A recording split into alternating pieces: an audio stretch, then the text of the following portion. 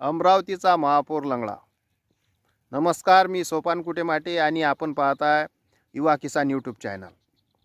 तर मित्रांनो, मी अमरावतीचा महापौर लंगडा का म्हटलं हे जाणून घेण्यासाठी व्हिडिओ सुरुवात करण्याआधी तुम्हा सर्वांना एक विनंती आहे की आमचं यूट्यूब चॅनल सबस्क्राईब करा। मित्रांनो, अमरावती महानगरपालिका निवडणूक संपली, निकाल लागला। आता सर्वांना उत्सुकता लागली, ती म्हणजे महापौर कोणाचा। तर मित्रांनो, अमरावती महानगरपालिकेत कुठल्याच पक्षाला स्पष्ट बहुमत मिळाले नसल्याने मित्र पक्षाच्या कुबड्यांचा आधार घेतल्याशिवाय महापौर होणे शक्य नाही। 87 नगरसेवक असलेल्या अमरावती महानगरपालिकेत महापौर पदासाठी 44 ची मॅजिक फिगर जुळवणं महत्त्वाचं आहे।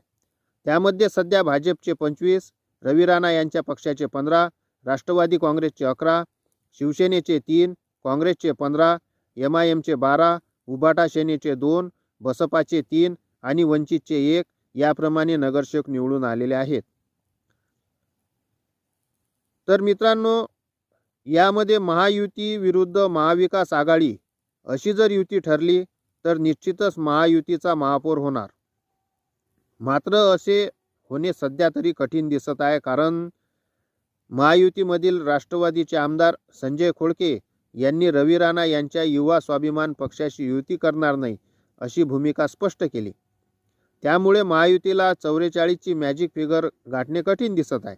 तसेही भाजपचा एक गट राणांवर नाराज असून राणाला सत्तेबाहेर ठेवण्यास प्रयत्नशील आहे।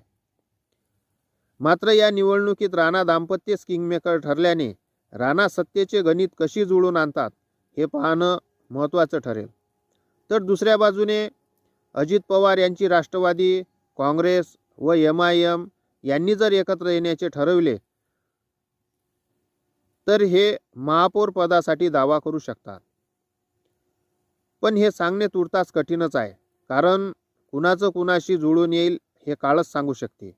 मात्र कुठल्याच एका पक्षाला 5 वर्षासाठी महापौर पद मिळणार नाही हे निश्चित आहे। त्यामुळे अमरावतीचा महापौर लंगडाच राहणार आहे।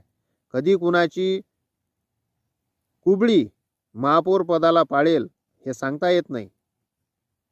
तर मित्रांनो, ही माहिती तुम्हाला कशी वाटली नक्की कमेंट करून कळवा।